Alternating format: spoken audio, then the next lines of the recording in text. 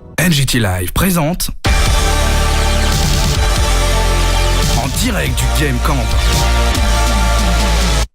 Et on reprend donc le direct à Lille au Game Camp et je suis accompagné de Thomas Bidot, Mickaël Peffer et de Francis Ingrand, c'est ça, de Plugin Digital.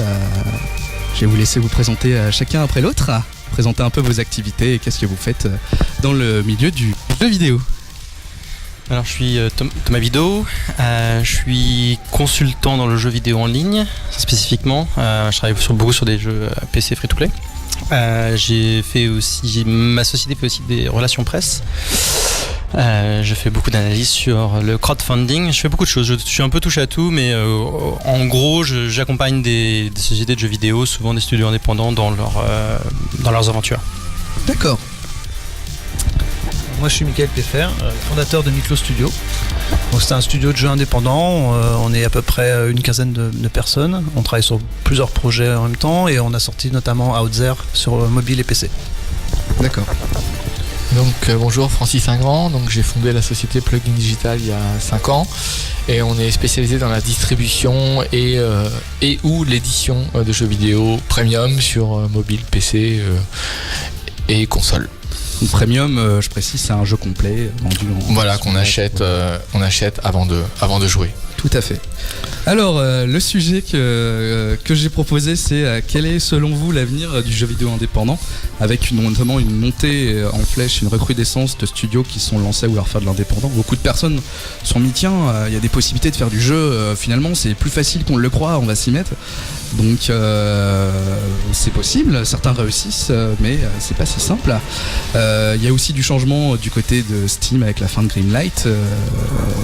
Comment est-ce que vous voyez un peu l'avenir de l'industrie, notamment dans le milieu du jeu vidéo indépendant ?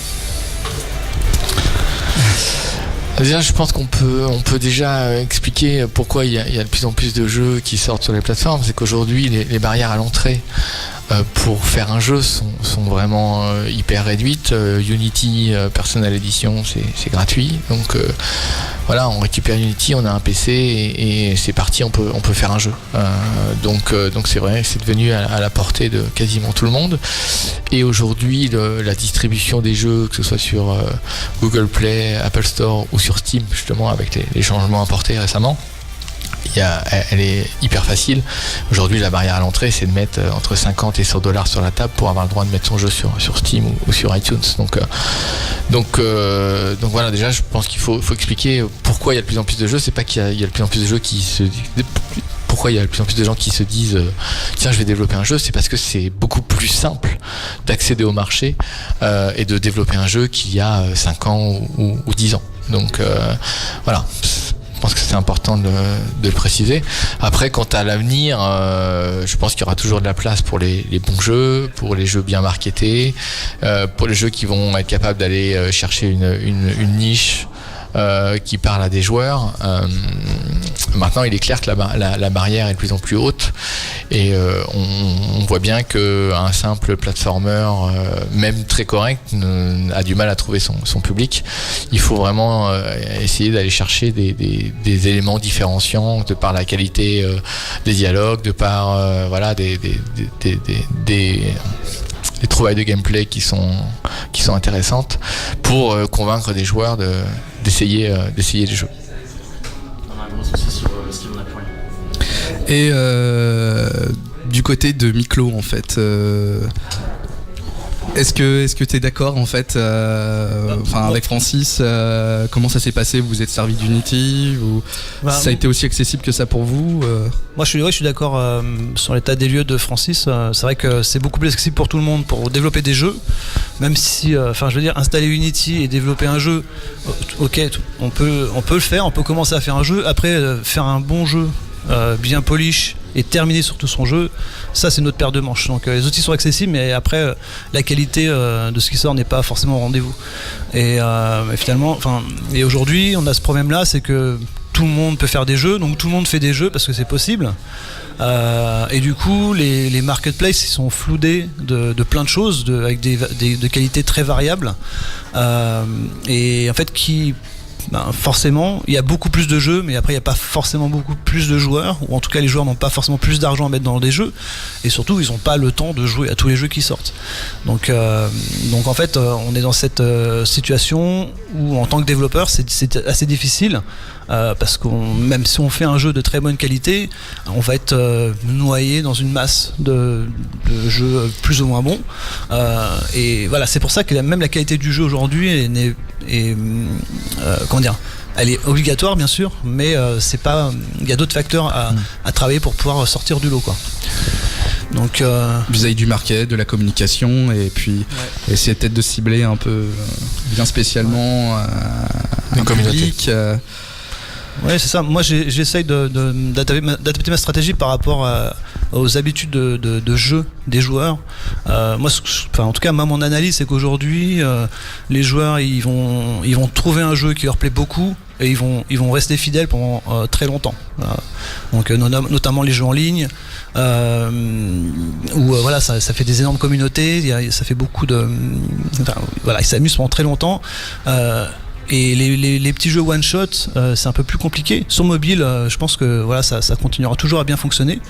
Mais sur PC, faire des petits jeux one shot, c'est où il y a 4-5 heures de jeu, c'est très compliqué. Parce que Outzer, il y a une version Omega qui est sortie sur PC. Est-ce que la version Omega a bien fonctionné par rapport à la version mobile? Est-ce que c'était intéressant pour vous de sortir la version PC? Oui, nous ça nous a permis nous on vient du mobile avec notre petit jeu. Je me rappelle la première fois où j'avais présenté Outzer dans un salon, j'étais avec ma tablette au milieu de plein d'autres développeurs avec des jeux PC en 3D. C'était quel salon? C'était à Resd à Londres, je crois. D'accord. Ouais. Et comment dire, et ouais, ça fait c'est un peu, j'ai un peu de complexe d'infériorité, et le fait d'avoir sorti le jeu sur PC, ça nous a permis d'aller sur un autre marché qui est le PC, et où c'est même plus le genre de jeu qu'on a envie de faire, voilà. Mais le jeu a beaucoup mieux marché sur mobile que sur PC. Mais sur PC c'était quand même aussi parce qu'on avait une communauté avant, le jeu était très connu, il avait que des bonnes reviews et ça nous a beaucoup aidé pour le lancement sur PC, quoi. Ça devient de plus en plus important en plus. Enfin, on en parle de plus en plus du pourcentage de commentaires. Je repense notamment à GTA qui ont supprimé un mode. C'est un peu la parole des joueurs. Et pour GTA 5, ça n'a pas forcément plombé leur vente, mais bon, ça prouve bien qu'il y a quand même un moyen de s'exprimer. Et notamment avec Steam, très important. Après moi je pense que il faut pas compter sur Steam pour vendre son jeu, il faut vendre son jeu en dehors de Steam, aller directement voir sa communauté et faire du brand awareness comme on dit. Il y a beaucoup de développeurs qui pensent que c'est Steam qui va vendre leur jeu, et je pense que c'est une erreur parce que ça va se faire tout seul. Voilà, et c'est pour ça qu'ils disent à Steam, pourquoi mon jeu se vend pas, c'est de ta faute. Mais en fait, non, c'est comme je disais tout à l'heure, quand on va dans un supermarché, il y a plein de produits, lequel tu vas prendre. C'est ça, ouais. Celui que t'as vu la pub ou pas, quoi. Après, le truc, c'est qu'il y a quelques années, effectivement, être featuré sur Steam assurer des dizaines de milliers de ventes, parce qu'il y avait assez peu de jeux si le jeu était correct, mais Steam faisait un travail de curation qui fait que les jeux qui arrivaient sur Steam étaient quand même plutôt C'était bons. un travail de curation qui était organique, parce qu'ils avaient aussi des gates qui faisaient que oui, c'est ça. Personne ne pouvait aller dessus, quoi. C'est ça. Mais les gens qui disent que c'est difficile de vendre sur Steam, c'est les mêmes gens qui se plaignaient qu'avant on pouvait pas aller sur Steam, et voilà. Exactement. Donc ils ouvraient les portes, et maintenant les portes sont ouvertes, des voyous, quoi. Et que ça se fait pas tout seul, quoi. Voilà, c'est ça. C'est ça. Et il y a une époque où ça se faisait un peu plus tout seul. Plus facilement, voilà. Du moment qu'on était featuré, c'était déjà un peu plus safe, quoi, un peu plus certain. Après, je trouve quand même que quand on est un jeune développeur de jeux vidéo et qu'on a accès à un marketplace comme Steam, je trouve que c'est génial, parce que on peut commencer déjà à vendre son jeu, et mine de rien, quand on commence à faire des jeux et qu'on peut commencer à vendre sur Steam, on a quand même, on gagne de l'argent, tu vois. Et ça, c'est quand même pas mal. C'est quelque chose qu'on n'avait pas avant, puisque c'était pas accessible à tout le monde. Mais voilà, le contrepartie, c'est que maintenant, la marketplace est floodée, quoi. Ouais, je pense que c'est clair, Steam, ils sont très généreux en tant que société dans un cadre capitaliste. Ils ont là ils viennent d'ouvrir donc à tout le monde, mais même avant ça c'était Greenlight, c'était pas forcément le plus ultra compliqué de passer à travers Greenlight. Il y avait des moyens pour passer en dehors de Greenlight en bossant avec des éditeurs.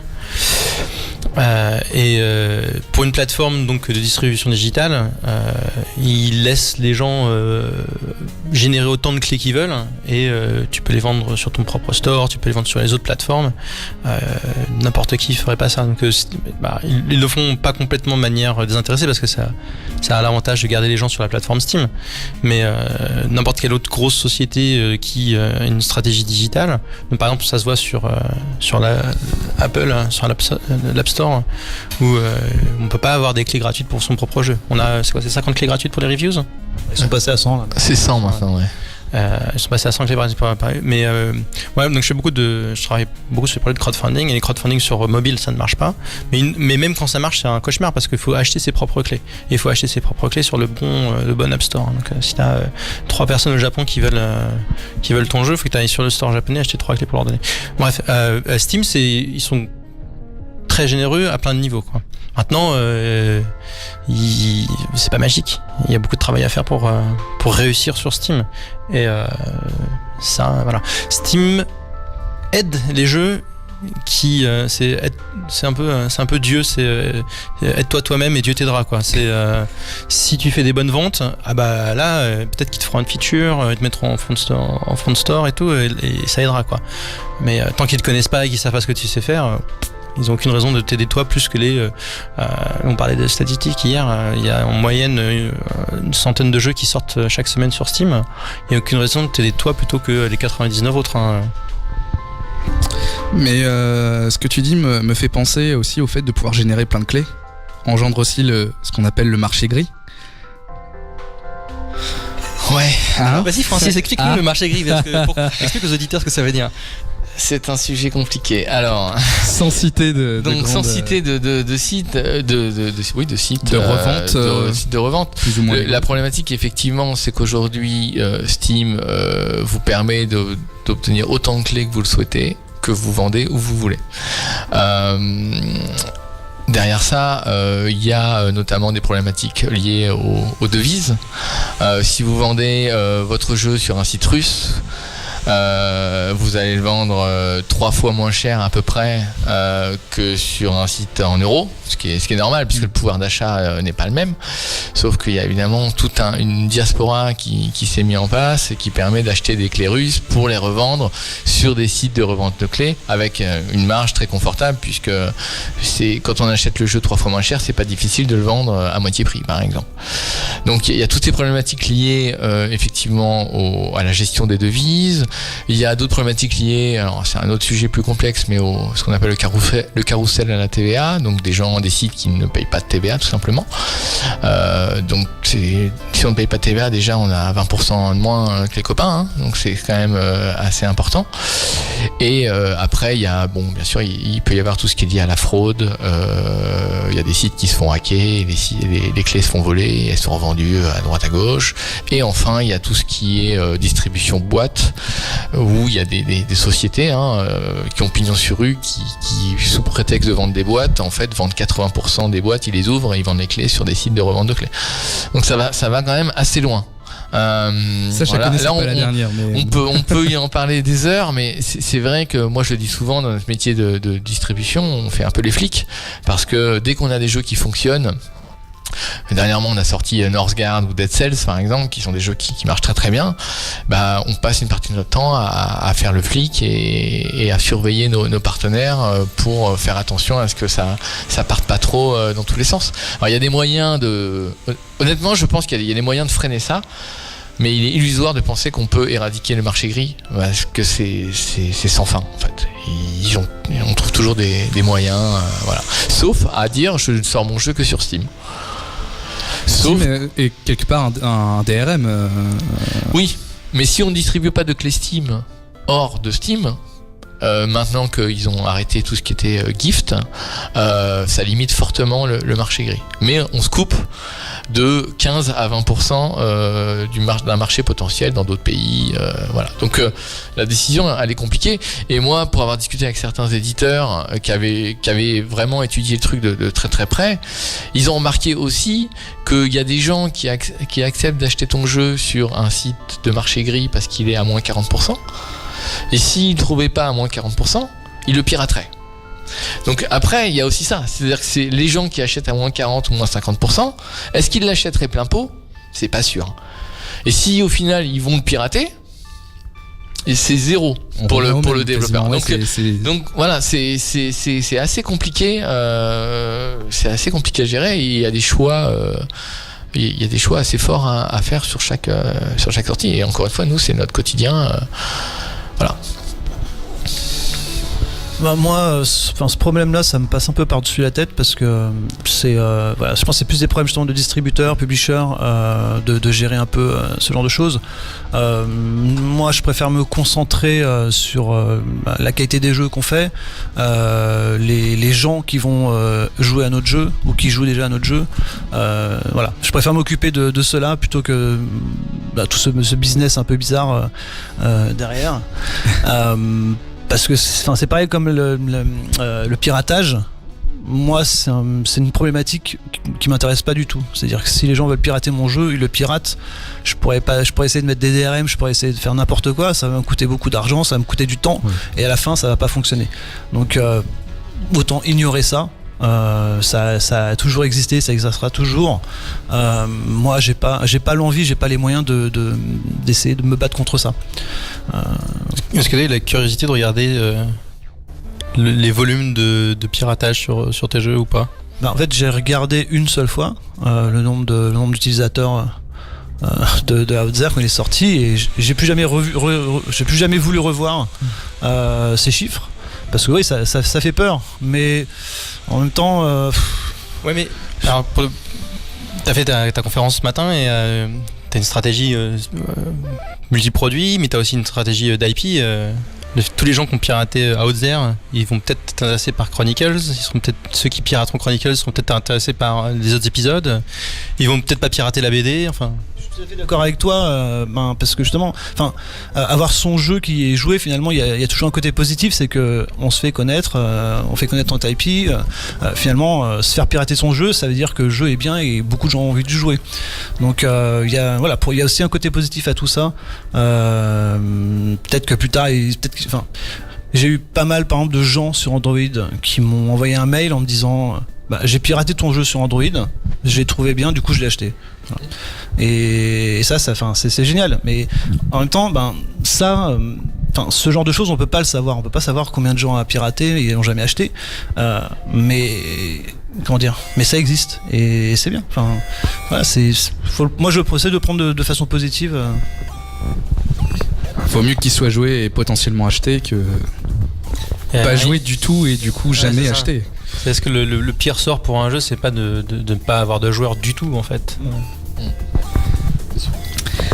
Et t'as déjà fait des études toi un peu sur le marché gris ou tu te concentres vraiment sur le marché gris? Pas du tout, non. Je garde un œil dessus comme tout le monde, hein. Je regarde les interviews fascinantes de G2A aux conférences, mais mais j'ai pas fait d'études là-dessus, non.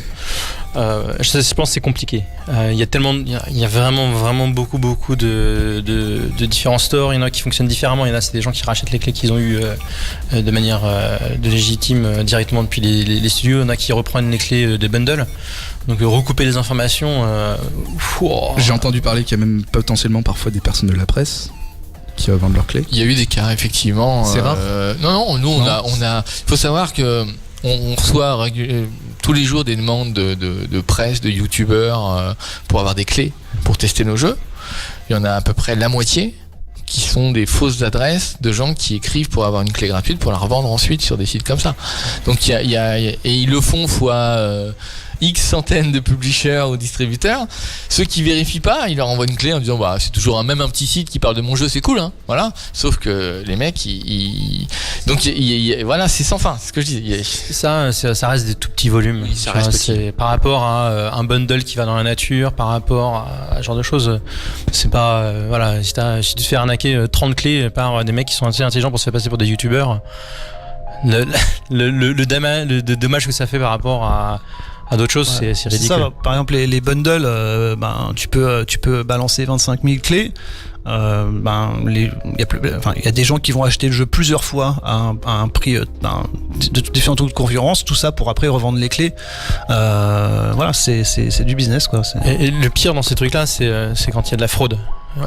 Francis en parlait un petit peu. La fraude, c'est non seulement donc le mec il a pris tes clés, il a payé avec une fausse carte de crédit, donc le paiement à un moment donné tu te retrouves à devoir le repayer, donc t'as pas eu l'argent, mais en plus t'as une pénalité parce que c'est un paiement fraudulent et la banque elle dit que c'est de ta faute à toi, et en plus de ça ta clé elle va se retrouver revendue ailleurs. Donc c'est un petit peu la fraude, c'est le top du truc qui pète couille sur les marchés gris, quoi. Parce qu'il y a voilà. Et il y en a beaucoup autour des bundles. Il y a parfois eu des clés qui ont été cancellées, qui ont été annulées, mais bon. Alors, ouais, tu peux annuler tes clés. Là, ils ont changé l'interface. C'est plus facile maintenant. En fait, effectivement, Steam a mis en place une interface. Avant, on ne pouvait pas brûler des clés. Donc brûler, c'est annuler une clé activée. Avant, on ne pouvait pas le faire nous-mêmes. Il fallait qu'on envoie un email à Steam qui aimait pas trop le faire. Ce qu'on peut comprendre. Et maintenant, ils ont mis en place un outil qui permet de brûler les clés par batch de 200. Donc ça peut aller assez vite, hein. Donc on peut facilement effectivement désactiver des centaines de clés si on le désire.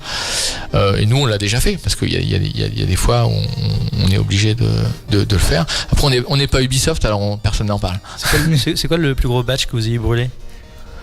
3-4 000 pièces. Ah quand même. Sur différents jeux ou un seul et même jeu? Sur un jeu. Ouais, ça peut aller long. Alors après, nous on a une méthode de distribution qui fait que aujourd'hui on a appris de nos erreurs et les batchs qu'on met à disposition de nos partenaires, ils sont de quelques centaines au maximum, ce qui permet justement d'éviter les effets de bord et de pas se retrouver avec des milliers de clés dans la nature. Au pire du pire, c'est quelques centaines de clés qui partent. Donc on limite pas mal les dégâts comme ça. Mais oui, ça peut aller très très vite. Effectivement.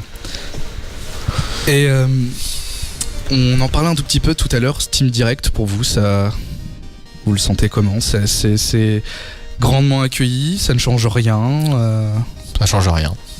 Parce que Greenlight, faut le dire, c'était quand même une mascarade, hein. Aujourd'hui, les jeux étaient greenlightés. N'importe quel jeu qui avait 20 commentaires positifs, à peu près, il était greenlighté. Donc, au tout début, il y avait une vraie sélection via Greenlight, mais ça fait quelques années qu'il y en avait plus. Donc, ça a le mérite de clarifier les choses. Maintenant, comme je disais au début, hein, sur mobile, c'est déjà ce qu'ils font depuis des années. Personne n'en parle, mais sur Apple ou Google, il faut de la même façon payer. Alors, sauf que c'est pas par jeu. Sur Apple ou Google, on paye tous les ans. On paye 50 à 80 $ par an pour avoir le droit de sortir autant de jeux qu'on veut. D'accord. Donc, c'est pas tout à fait la même approche, mais on n'est pas très loin. Et ce n'est pas recoupable. Alors que Steam te rembourse tes 100 $ si tu vends plus de 1000 $ de jeu. Mais bon, enfin voilà, n'importe qui croit un peu en son jeu, si t'es pas capable de mettre 100 $ dans ton jeu, arrête de le développer, j'ai envie de te dire. Je veux dire, la prise de risque, elle est nulle, elle est zéro. Donc voilà, c'est un effet d'annonce, mais c'est surtout un signal qu'ils envoient au marché en disant venez tous sur Steam, on vous accueille et voilà. Nous on a eu qu'un seul jeu sur Greenlight en fait, Out There, donc on a dû passer par Greenlight avant de le mettre sur la plateforme, et ça a été greenlighté en 2 semaines, et fait depuis on n'a jamais eu à refaire de Greenlight, c'est à dire que quand j'avais un nouveau jeu à mettre sur PC, j'envoyais un mail à mon contact chez Steam, je dis on a ce jeu là, on voudrait mettre ce jeu là sur le store, qu'est-ce qu'on fait? Il dit bah c'est bon, je vous ai fait un slot, et voilà. Donc ça c'est bien, on n'a jamais eu vraiment à se prendre la tête avec Greenlight, je trouve que ça servait pas à grand chose en fait finalement. En fait, il vous a juste fallu un peu prouver au lancement d'Outser. C'est ça. Tu montes pas de blanche et après. Ce qui est un peu logique aussi, enfin, je trouve ça normal, honnêtement. Moi, ce que j'aime bien expliquer Valve par la culture d'entreprise qu'ils ont. Valve, donc les gens derrière Steam, c'est une société d'ingénieurs. C'est des programmeurs, c'est des développeurs. Et c'est intéressant de voir que c'est quand t'as un marteau, tout ce que tu vois autour de toi est un clou. Tu vois, c'est un peu la même approche. En tant qu'ingénieur, ils cherchent à trouver des solutions qui sont toujours des solutions technologiques. Et donc ils ont lancé Steam, ils ont fait un système de curation, ils se sont rendus compte que ça pouvait pas scale. Donc ils se sont dit on va faire un système où on n'aura pas à intervenir de manière humaine pour que ça se mette en place. Et ça a donné Greenlight. Et je pense que effectivement ils ont vu ce qui s'est passé sur les stores mobiles, ils ont vu comment ça fonctionnait. Ils se sont rendus compte que le système de vote Greenlight, faut voir un truc qui est important, c'est que l'environnement dans lequel on évolue dans l'édition de jeux vidéo évolue vite de manière drastique et sans prévenir. Et donc Greenlight à son lancement a beaucoup aidé les projets qui étaient Greenlight. Moi je travaille avec les gens qui font Evoland. Et Evoland c'était un des premiers jeux à être Greenlight.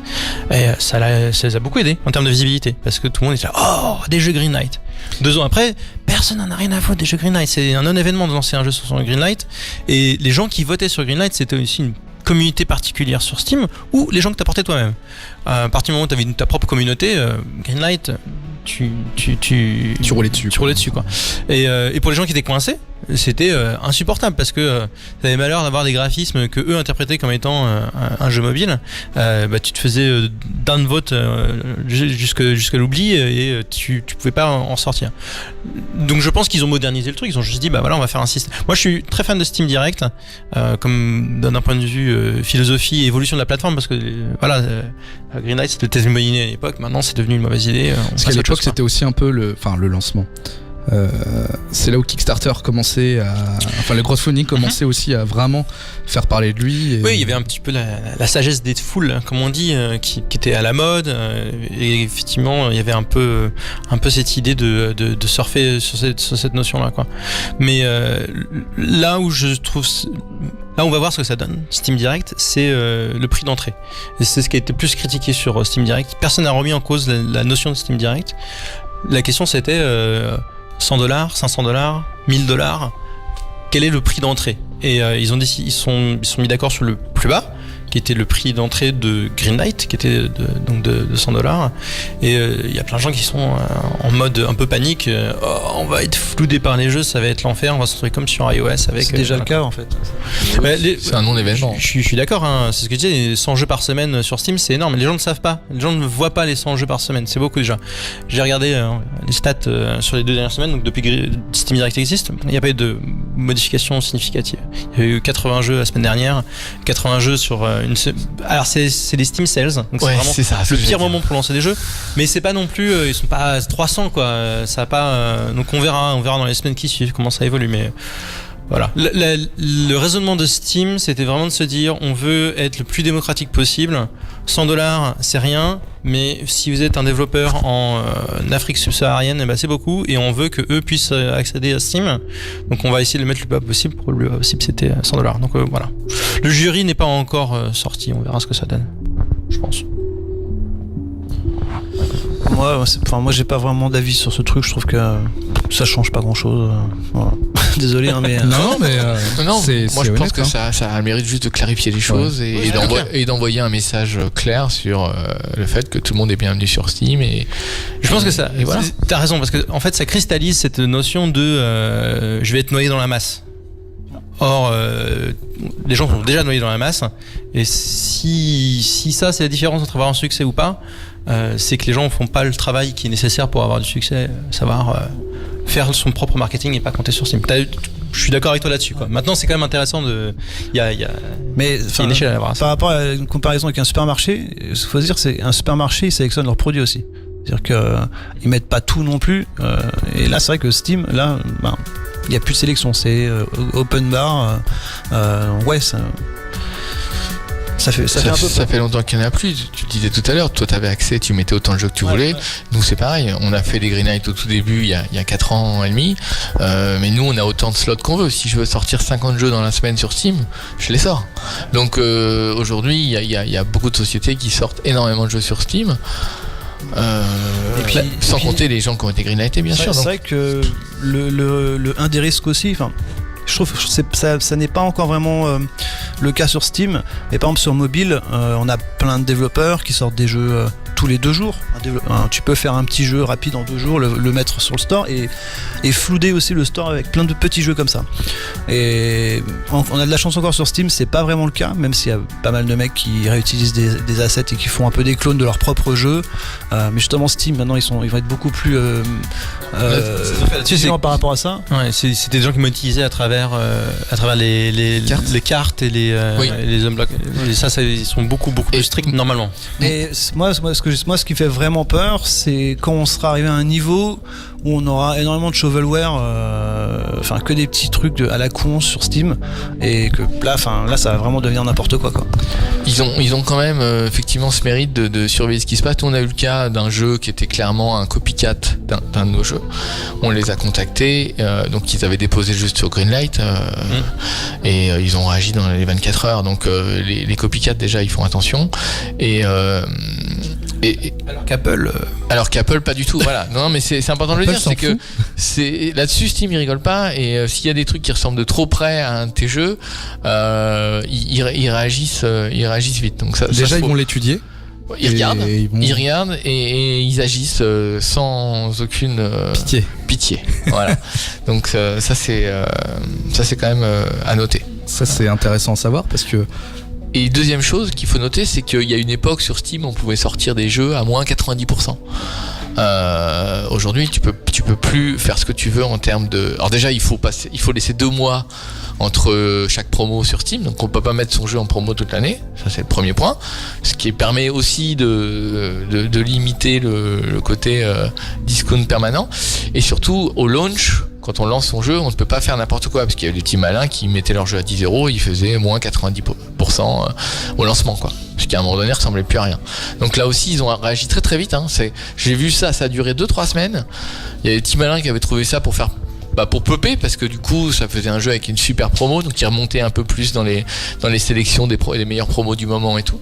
Et ça ils ont réagi très très vite. Donc ils ont quand même ce mérite de contrôler et de lutter entre guillemets contre les inégalités, et voilà les petits malins qui jouent à ces genres de choses, qui essaient de hacker le système. Ouais, et là-dessus ils sont quand même très vigilants. Tu parlais des trading cards tout à l'heure, là aussi ils réagissent relativement bien et vite sur ces éléments-là. Moi aussi, ce que je trouve assez malsain sur Steam, c'est la culture de la solde, de la promo, puisque finalement tes chiffres de vente, quand tu fais quand tu essaies de savoir combien tu vas vendre, tu te bases sur les chiffres que tu vas faire pendant les soldes.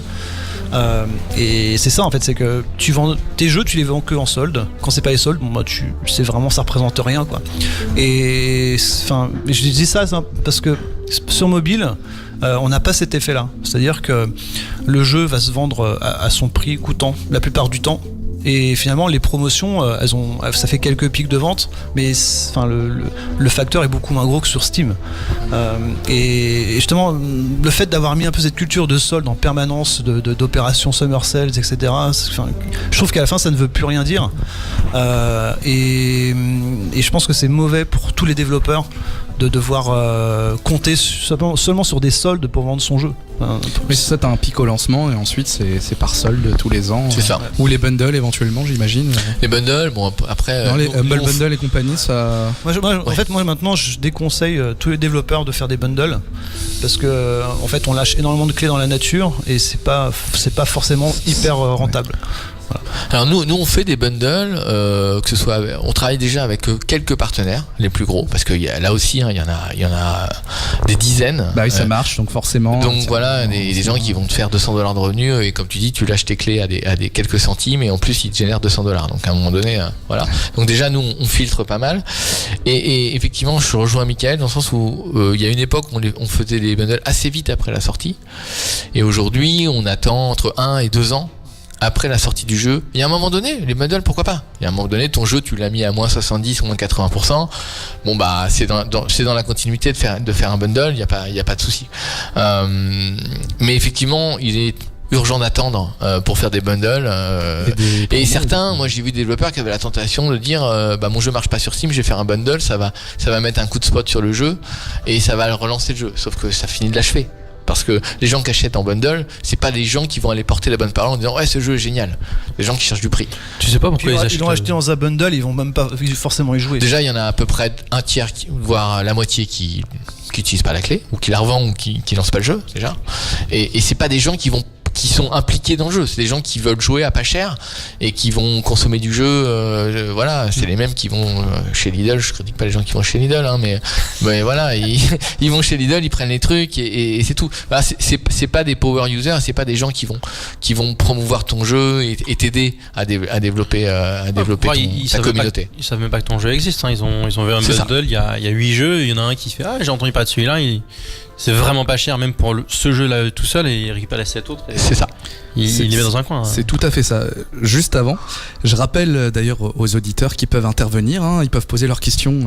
Je poserai ça à nos invités sans problème. Mais sinon, ouais, c'est ça, les bundles. On voit un jeu, un grand nom en fait dans le bundle qui fait un peu. Voilà, c'est ça. Tiens, je veux ce jeu.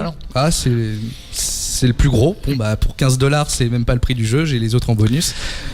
Et les autres, en fait, ils vont même pas forcément être joués s'il en a pas entendu parler par un ami, par une communauté. Non, il va activer la clé et puis il sera non joué sur Steam. Aujourd'hui, il y a des gens qui ont des milliers de jeux, ou en tout cas des centaines sur Steam, et qu'ils ont jamais lancé. Moi, le premier, j'avoue. Mais faute de temps. On est tous comme ça. Voilà, c'est ça. Et il y a des collectionneurs aussi qui vont avoir un plaisir à avoir des centaines de jeux sur leur bibliothèque Steam. C'est dingue quand je vois sur des sites de bundle. Pas forcément les plus gros, mais pas non plus les plus petits. Je regarde un peu les jeux qu'il y a dedans, j'en connais même pas un seul. C'est aussi un marketplace parallèle pour aussi des développeurs qui n'arrivent pas à percer sur des grosses plateformes. Donc c'est pourquoi pas. Enfin, mais après, je suis pas sûr que c'est un système qui permet de pérenniser son business, quoi. Il faut comprendre les conséquences du truc. C'est clairement. Il y a des développeurs qui se retrouvent dans la situation où n'importe quel argent est mieux que pas d'argent, et le bundle est une option pour eux, mais faut bien voir les conséquences du truc. Faut pas voir ça comme étant amorcer la pompe. C'est vider la pompe là. C'est pas une finalité. C'est vider la pompe. Finalement, quand on voit les revenus d'un bundle aujourd'hui, c'est pas comme il y a 4-5 ans, les gros bundles Humble Store. Voilà, ça a envoyé des centaines de milliers même plus que ça de bundles. Là, c'était vraiment intéressant. Aujourd'hui, il y a tellement de bundles. Avant, il y avait que Humble, maintenant. C'est dilué, quoi.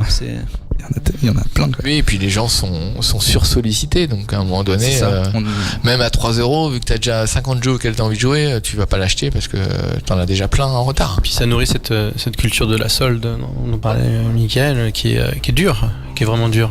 C'est vrai que protéger son prix, ça devient difficile pour pas le monde. Donc c'est de la sursolde à ce niveau-là. Et il y a toujours des jeux quand même qui se vendent comme des petits pains sans faire de solde, des jeux qui explosent complètement comme Battleground, comme voilà, enfin c'est des jeux qui sont exactement faits pour l'audience Steam, et eux ils ont de la chance, quoi. Mais ouais, à part quelques chanceux, on est obligé de solder à tir l'arigot, quoi. On est obligé de solder. Il faut savoir que Steam pousse à la roue aussi, puisque quand certains jeux qui marchent bien, Steam vient vers nous en disant je te propose une mise en avant. C'est le monde à l'envers quand même. C'est eux qui disent tu veux pas faire un moins 40 ou un moins 50 et je te mets en avant. Donc ils ont des outils internes avec des alertes en disant tel jeu ça marche bien, il y a tant de wishlist, il y a tant de ventes, etc. Il est pas en promo, il a jamais été en promo, voilà. Boum, ton key account manager te contacte en te proposant une promo avec la carotte du featuring. Donc ils ont quand même cette culture du business qui fait que voilà, ils ont des algos et derrière ils poussent à la roue pour que tu fasses des promos sur tes jeux, si tant est qu'ils fonctionnent bien. Comme on le disait tout à l'heure, ils ne s'intéressent qu'aux jeux qui une fois qu'il y a une certaine notoriété et un niveau de vente qui est très correct. Le problème, c'est que tous les acteurs finalement acceptent cette condition. C'est-à-dire que autant les développeurs que les plateformes, que les distributeurs, les publishers, et qu'en fait on arrive dans un truc qui n'a pas de sens, en fait, ou pourquoi on devrait solder en permanence son jeu, sinon on le vend pas. Si par exemple les développeurs étaient un peu plus je vais pas dire responsables, mais c'est un peu ça, mais sur justement essayer de pas solder tout le temps son jeu, de garder un certain prix et faire une solde par an. Enfin, je dis n'importe quoi, hein, mais mettre D'être plus raisonnable. En un fait. peu moins. En fait, c'est l'appât du gain, hein, tout simplement. Moi, le premier, je fais des soldes pour. Puis il faut bien ça payer va, voilà. il faut bien payer les salaires des gens. Mais je voilà, pense hein. que, enfin, peut-être que s'il y avait beaucoup moins de soldes, les gens achèteraient quand même. Tu vois, comme les gens sont habitués à avoir des soldes, pourquoi ils achèteraient à prix coûtant? Il n'y a pas que les soldes. Moi, je vois un autre problème aussi sur Steam. Et c'est les soldes ont beaucoup contribué à cet aspect-là, c'est le problème de pricing. C'est-à-dire que les pricing sur Steam ont une élasticité qui est énorme. On a des jeux à $1, à des jeux à $60. Et les gens sont vraiment ultra sensibles maintenant au prix. Ils ont, nous on a travaillé sur des jeux qui ont eu un succès critique énorme, mais une stratégie de pricing qui était inadaptée, et les jeux ont fait des fours, mais à des échelles surprenantes. Donc je disais, nous on fait du PR, on a un jeu sur lequel on a bossé, on a fait on a eu 90 reviews sur le jeu, ce qui est plutôt très bien en termes de nombre total de reviews.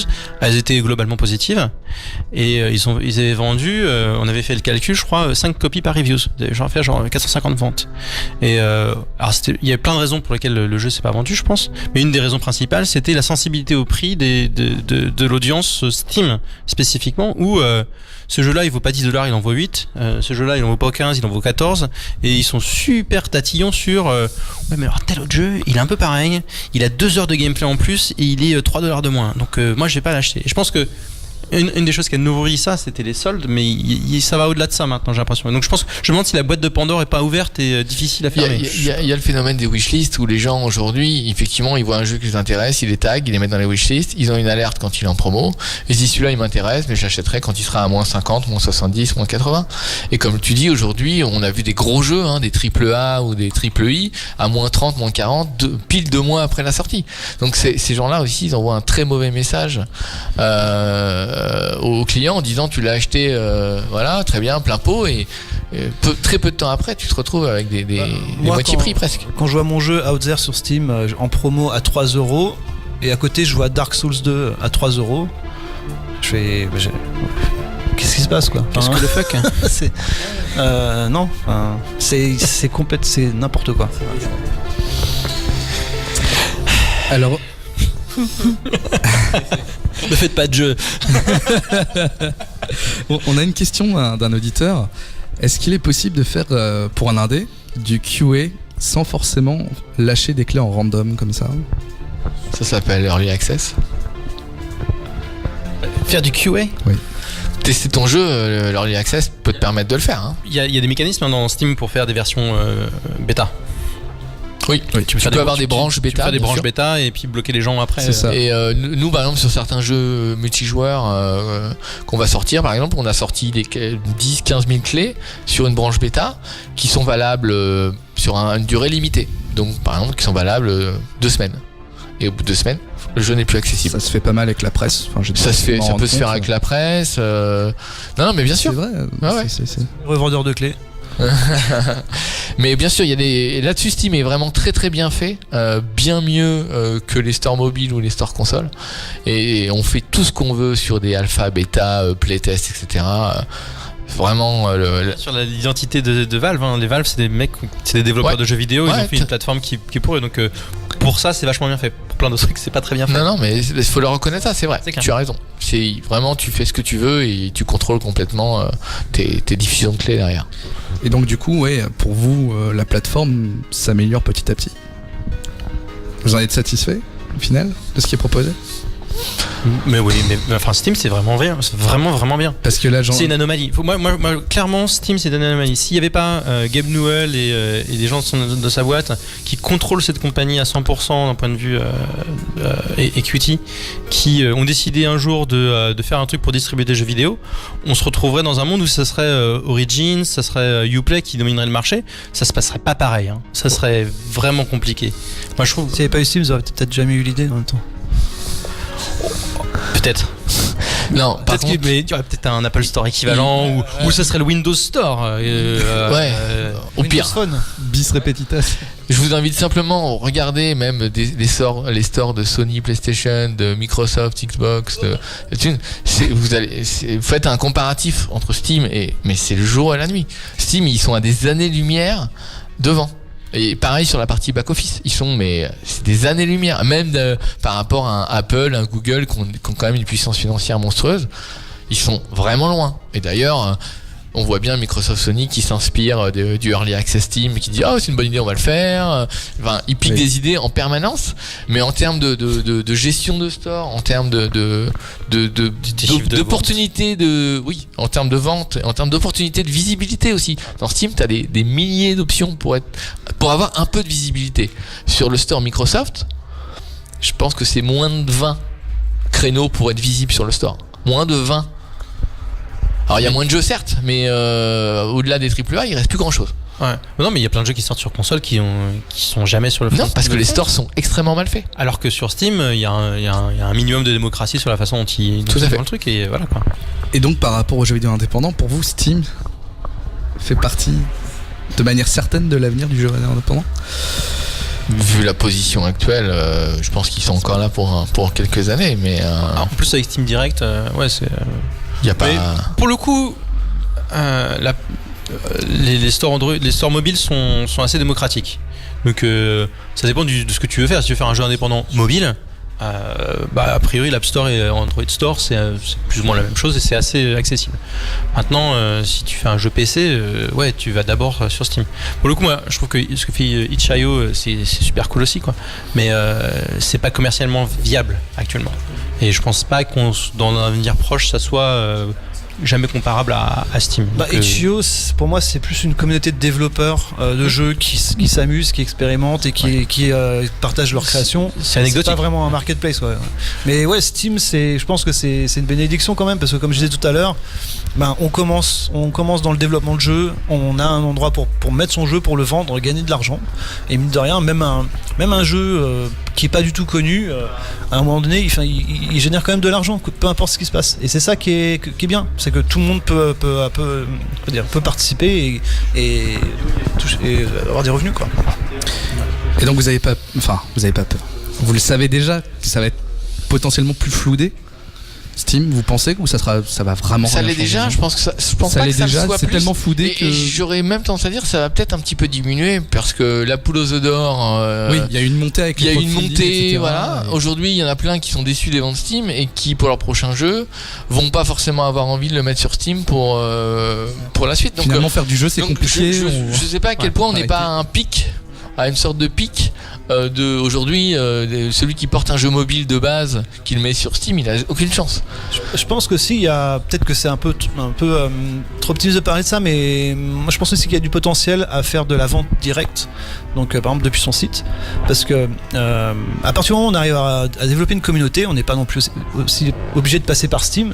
Une communauté, on peut développer la nôtre, sa propre communauté, et après faire de la vente directe, c'est-à-dire vendre son jeu depuis son site, depuis son forum, et aujourd'hui il y a des solutions techniques très simples pour faire du paiement en carte qu'on peut intégrer sur son site, et je pense que ça aussi c'est sûrement une voie que je vais explorer pour le À partir du moment où tu as une IP qui parle, effectivement c'est quelque chose qui fonctionne, clairement. Une IP ou alors même un studio en fait, quand on commence, qu'un nom commence à rester dans les esprits des gens. Moi je dis pas qu'on tu devrais le faire parce que je pense que sincèrement c'est pas inintéressant. C'est comme ça que Minecraft s'est lancé et d'un point de vue alors moi j'adore Steam, il y a plein de qualités à Steam, c'est sûrement une des meilleures la meilleure plateforme digitale en termes de compromis entre les pros and cons. Maintenant c'est pas parfait et un des gros problèmes de Steam c'est en marketing, on appelle ça le funnel, c'est de savoir quel est le pourcentage de gens qui viennent grâce à toi parce que tu as fait de la pub, combien d'entre eux se transforment en acheteurs. Parce que tu sais combien arrivent sur ta page, tu sais combien quittent la page pour aller sur la page acheter, tu sais pas combien achètent. Et c'est un vrai problème. Alors moi je travaille sur beaucoup de jeux free-to-play qui ont des stratégies assez basé sur leur coût d'acquisition des joueurs, et avoir cette espèce de boîte noire, c'est un vrai problème. Et c'est pour ça qu'on voit aussi beaucoup de jeux free-to-play avoir leur propre plateforme. Parce que au moins, s'ils viennent sur mon site à moi, mon site web à moi, s'ils s'inscrivent sur mon site, je sais que de cette pub Facebook à ma page de landing page, à l'inscription au paiement, je peux garder tout l'historique de cette personne. Je peux même savoir que telle pub m'a rapporté tel temps d'argent parce que sur 5 mois, je sais que tous ces gens-là qui ont vu cette pub m'ont rapporté des sous. Ça, c'est un souci sur c'est un souci sur Steam. C'est pareil, hein, il y a tellement de choses qui sont très bien sur Steam, je dirais pas ça, mais ouais, faire son propre store, c'est bien. Moi, je pense que c'est ça s'expérimente, ça se fait, et c'est et tu partages les revenus avec personne, tu te fais chier avec la TVA, mais tant pis quoi. Ça permet aussi je pense que ça donne une certaine image vis-à-vis de tes joueurs. Je pense que c'est un bel exercice. Et si tu arrives à faire marcher ton jeu en faisant de la vente directe et avoir une grosse communauté, rien ne t'empêche après de le mettre sur Steam, et tu arrives avec un produit déjà établi qui va aussi donner du poids quand on est arrivé sur des autres plateformes. Et ce qui va se passer, c'est que tes joueurs vont peut-être l'acheter 2 fois en fonction du jeu, hein, et tu auras des super reviews à la sortie de ton jeu, parce que les gens qui vont connaître ton jeu auront des a priori positifs ou seront déjà partie de ta communauté. Non, c'est des bonnes approches, tout ça. En tout cas, moi d'expérience, c'est vrai qu'on avait fait à l'époque une bêta pour Out There, mais une bêta sur Android. Tu vois, genre, personne n'avait fait. On avait fait des préventes sur Android. On est les premiers à avoir fait ça, et je pense qu'on est les derniers. Et ça, en fait, ça avait super bien marché. Et du coup, on avait une grosse communauté avant la sortie du jeu qui a énormément joué. Il y avait aussi à l'époque beaucoup de youtubeurs qui commençaient à faire des vidéos, et voilà, on avait une énorme visibilité avant la sortie qui, je pense, aussi a pesé dans le fait qu'on a été featuré par Apple, par Google, et que voilà. C'est pour ça que je dis que Steam, c'est là où c'est le rayon où on vend notre yaourt, mais avant il y a énormément de travail à faire, quoi. Tu peux aller faire les petits marchés. Ouais. Voilà. Voir si ça plaît et tout. Ouais. Il y a une autre, juste rapidement, je voulais juste parler d'une autre plateforme qu'on oublie facilement, qu'on devrait pas, qui est Kongregate, qui est une plateforme de jeux web américaine.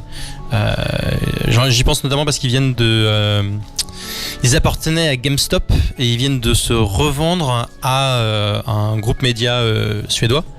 Et voilà, donc tous les jeux sont pas des jeux mobiles, tous les jeux sont pas des jeux PC, il y a aussi des jeux browser-based, des jeux navigateurs, et c'est une belle plateforme pour se lancer. Ils ont une belle infrastructure, ils ont un bon back-end, ils ont des experts qui sont accessibles aussi pour aider les studios dans leurs premiers pas.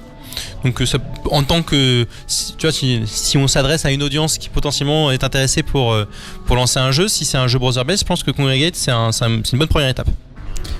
Et GOG, on n'a pas parlé de GOG. GOG est ils sont à des années-lumière de Steam en termes de plateforme, mais ils ont une vraie puissance marketing. Là, sur le coup. Ils sont installés depuis un moment. Je dirais qu'ils sont capables quand même de pousser les jeux et d'avoir des résultats qui sont très honnêtes. Après, ils sont hyper picky, donc c'est pas forcément évident de mettre son jeu sur GOG. Et ils sont quand même très marqués sur certains genres de jeux, en fait.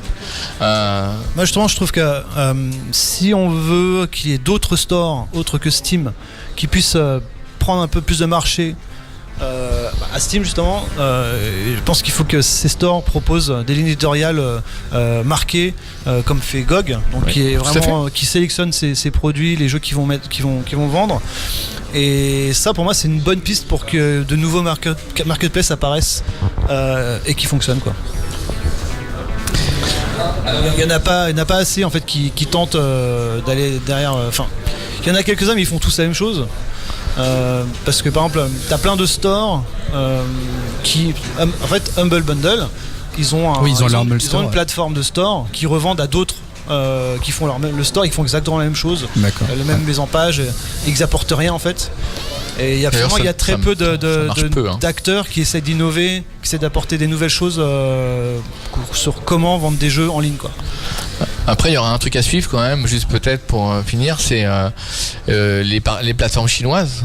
Aujourd'hui, nous, on parle avec 3-4 plateformes chinoises qui ont développé des clients à la Steam, qui sont pour l'instant uniquement en Chine, mais qui progressent très vite et qui à un moment donné, auront envie de dépasser la frontière chinoise et et venir concurrencer et chatouiller Steam. Bon, le plus connu c'est Tencent, qui a à la fois quelques moyens et quelques IP intéressantes. Tencent, ils ont des sous, ah bon? Voilà. Et ces gens-là, ils font pas de bruit parce qu'ils sont que en Chine. Nous, on commence à travailler de plus en plus avec eux. Et certains chiffres sont loin d'être anodins. Donc, et à un moment donné, le marché intérieur sera trop petit pour eux. Et là, ils iront ailleurs. Et peut-être que là, ils viendront bousculer un peu l'ordre établi. Eux auront les moyens de le faire. Il y a un autre acteur, à mon avis, qui a plus de chances de chambouler l'avenir de Steam que GOG. C'est Amazon et Twitch. Ouais. Et l'intégration dans un client Twitch de l'achat direct et du support des jeux. Pour certains types de jeux, ça peut être redoutable, je suis d'accord. On verra, mais c'est intéressant aussi. Comme on disait, ça bouge tout le temps et ça va pas s'arrêter. Après, Amazon, pour bien les connaître, ils partent quand même de très loin, donc il va falloir un petit peu de temps. C'est vrai que les jeux qui sont streamés, c'est forcément un certain type de jeu, c'est pas tous les jeux. Par exemple, nous les jeux qu'on fait, ça n'a aucun intérêt qu'ils soient streamés. Voire c'est un problème s'ils sont streamés.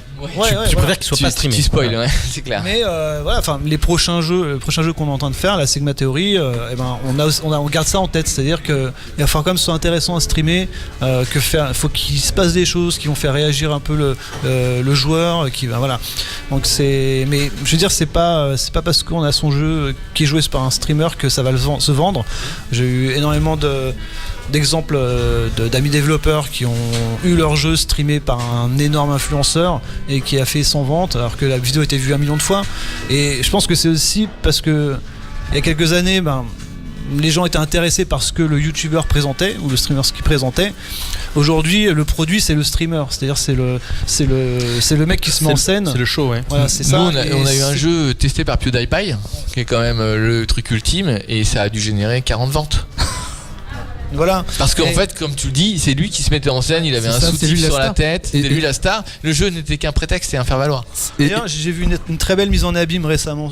Donc c'est un producteur de YouTube qui a créé une vidéo avec, comment il s'appelle, PewDiePie, où en fait il est enfermé dans un hôpital, attaché sur une chaise roulante, et il y a des zombies qui courent après. Donc en fait, c'est dû à son succès qu'il avait fait avec quand il a présenté Outlast. Et en fait, c'est une mise en abîme complète, c'est-à-dire que le jeu il est là, il est en fond, c'est juste un décor, mais finalement la star c'est PewDiePie, quoi. Alors, ça se voit notamment avec les grands créateurs de jeux, je pense à Sakaguchi ou à d'autres grands noms du jeu vidéo, où au final ont 3 fois rien comme personne, comme personne, et chez les youtubeurs il y a des queues comme pas possible, quoi. Enfin bon, j'aime bien les RPG japonais, j'ai été élevé à ça entre autres. Croiser Sakaguchi alors qu'il est à côté d'une queue de fans, et à côté il y a des kilomètres de queue pour des youtubeurs, ça fait un peu mal, je trouve, honnêtement. Après, mais c'est dans l'air du temps. Ouais. Comme disait Thomas, ça bouge en permanence et c'est vrai que ça va très très vite. Même nous qui sommes dedans 24/24, ça va à une vitesse incroyable. Très rapidement, parce que le temps passe, on n'a pas trop parlé de Kickstarter. Tu penses que le crowdfunding et notamment Kickstarter... Tu me dis ça là, il reste genre 2 minutes si tu veux me lancer là-dessus. Super rapidement, le crowdfunding c'est toujours une option donc c'est encore de l'avenir. C'est encore de l'avenir. Maintenant c'est une niche dans les sources de financement pour jeux vidéo. Ouais. Ça fonctionne pour certains types de jeux qui sont à un certain stade de production, qui ont une certaine identité, qui ont déjà des communautés. Donc moi j'ai jamais autant bossé sur des projets de crowdfunding que ces 3 derniers mois. Personnellement. D'accord. Maintenant c'est mon métier. Oui. Mais ça veut rien dire par rapport à l'ampleur que ça a. C'est plus ou moins stable depuis 3 ans en termes de nombre de projets qui sont financés. C'est en gros entre 350 et 400 projets par an qui sont financés sur Kickstarter en jeu vidéo, ce qui est déjà pas mal, hein. Mais voilà, c'est vraiment il n'y a pas de révolution qui vient de ce côté-là. Ça pourrait arriver encore, mais ça nécessiterait que l'écosystème évolue, et pour le moment on ne voit pas évoluer. Voilà. Mais en tout cas, tout ce qu'on en retient, c'est qu'il faudra produire, être plus exigeant vis-à-vis des productions dans le jeu vidéo, produire je pense, un des c'est meilleurs jeux en fait. Enfin, Le niveau monte. Le niveau monte voilà, partout. c'est ça. Le niveau monte. Il va falloir faire attention sur tous les points en termes de production. Et, il faut et ce qu'on appelle des user selling content pour Non, des puis unique après, selling content pour différencier. Et c'est une course vers le haut quelque part. Tout le monde, enfin, les c'est joueurs. ça, en fait, c'est toujours un cycle, c'est la même chose. C'est-à-dire qu'il y a, je sais pas, 30 ans, 40 ans, Activision c'était un indépendant, enfin c'était 3 mecs. C'est vrai. Voilà. C'est vrai. Aujourd'hui c'est des mastodontes. Blizzard pareil, les mecs ID Software, on sexte plus. Mais bref. C'est Bethesda, c'est Zenimax, Voilà. c'est pas le plus Voilà. petit. Non mais voilà, enfin, je veux dire, voilà, quand on regarde un peu l'histoire, tout le monde a commencé indépendant et il y a eu des cycles, après ils ont grossi, après il y a eu des crises, après c'est reparti.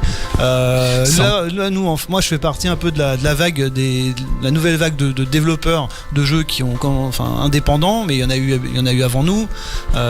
Et voilà, là on arrive sur un peu la fin d'un cycle et il va falloir que ça se renouvelle, quoi. Et ça n'empêche pas que certains très gros comme THQ se ramassent rapidement. Oui, et puis t'as des trucs qui viennent de nulle part qui font des succès phénoménaux aussi.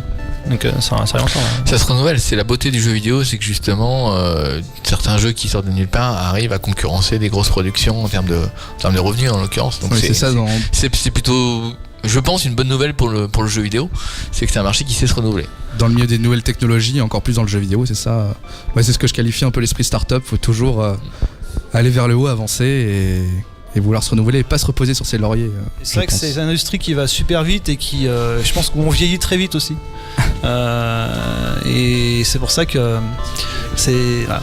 Moi j'ai un peu peur quand même pour mon avenir à rester dans cette industrie et j'essaie déjà de voir ce que je pourrais faire, par exemple, je sais pas, planter des carottes ou j'en sais rien, mais voilà, moi pour l'instant ça me plaît là-dedans, mais à voir à long terme si j'arrive à tenir la route, quoi. Bah on verra bien, c'est tout ce que je te souhaite et merci à vous d'être intervenu pendant cette heure sur, entre guillemets, c'est un sacré sujet, l'avenir du jeu vidéo indépendant.